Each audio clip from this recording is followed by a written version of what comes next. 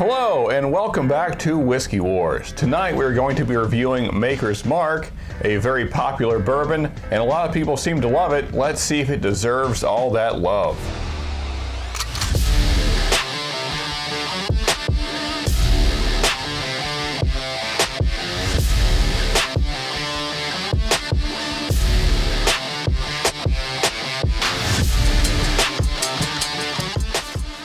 So, in the dark ages of America after World War II, Americans decide the best way to deal with that is they don't want whiskey anymore, and instead they want clear spirits like gin and vodka.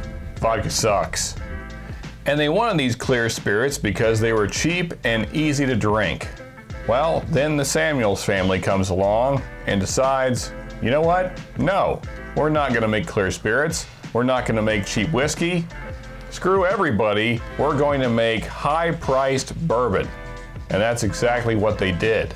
So the Samuels family buys the now famous distillery in 1953, and they start making bourbon-style whiskey. And they market it as being expensive. In fact, their slogan was, "It tastes expensive because it is."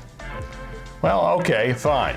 And then Miss Samuels decides to add a little more flair on top of that, and that's how we got our wax top here. So the whole idea was to appeal to a higher priced market.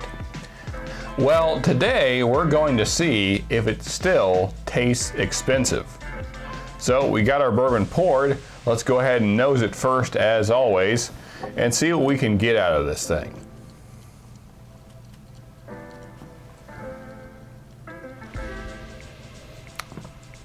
I would say cherry and cinnamon right off the nose. That's probably what hits you first. And let's give it a spin here.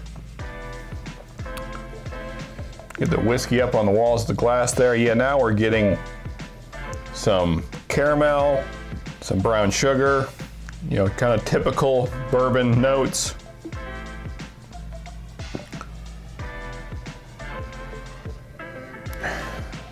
And the cherry and cinnamon are just overwhelming.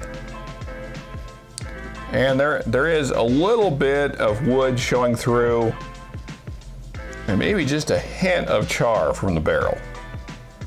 But cherry cinnamon definitely is the dominant nose profile. Let's go ahead and give it our first sip. So the palate isn't quite as interesting as the nose. The nose makes you feel like you're going to get this rich cherry cinnamon palate.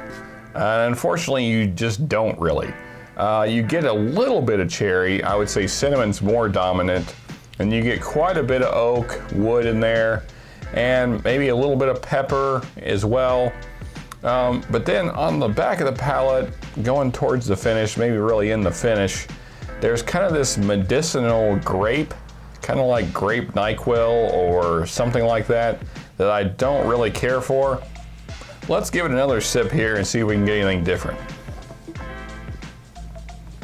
All right, so on that sip, I got a little more of the cherry, and that kind of covered up the grape a little bit, but it's still very medicinal. It's more like that sip, it was more like a cherry NyQuil instead of a grape NyQuil that I got the first time around.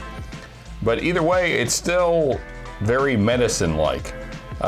So not really what I'm looking for in a whiskey, personally. If you like that flavor, maybe you're going to like this more. Let's go ahead and finish this off and see if we can get anything else out of this. So the palate stayed the same, still that kind of cherry, but it's very light, I would say. The main flavor, I would say, is cinnamon, and there's some woodiness in there as well. And you do still kind of get that grape on the back of the palate, and it is still all kind of medicinal tasting. And then on the finish, you're getting kind of a lemony, grassy woodiness, which is okay. It's not my favorite by a long shot. Actually, I've had this bottle for quite a while, and as you can see, it's almost empty, and it's taken me a long time to finish it. I would guess this bottle's probably at least a year old, and it might take me another 2-3 months to finish that amount. So it's just not something I go back to, and I think you're probably going to find the same experience yourself. Especially if you have a decent whiskey collection, Maker's Mark just isn't something that you find yourself wanting on a daily, weekly, however often you drink. You're not going to think, man, I really want Maker's today. And that's, to me, that's the sign of a good whiskey. It's something that makes you think, man, I really want to have a sip of that again. I can't wait for that flavor profile. And this just does not do that for me. It's okay. There's nothing really terrible about it other than maybe the medicinalness. But all in all, I would not rate it real high. I would say something like a 6 out of 10 if I had to put a number to it. And there's a lot of things that are cheaper than this, honestly, that I would prefer. A lot of things we've already reviewed, like Evan Williams, Very Old Barton, Bottle and Bond, Evan Williams, Bottle and Bond, Early Times Bottle and Bond, Old Forester 86. I could go on, but there's at least a dozen, probably more, that I would rather have over this bottle. So, with all that said, as always, folks, just remember you can never have too much good whiskey, and this is just okay whiskey.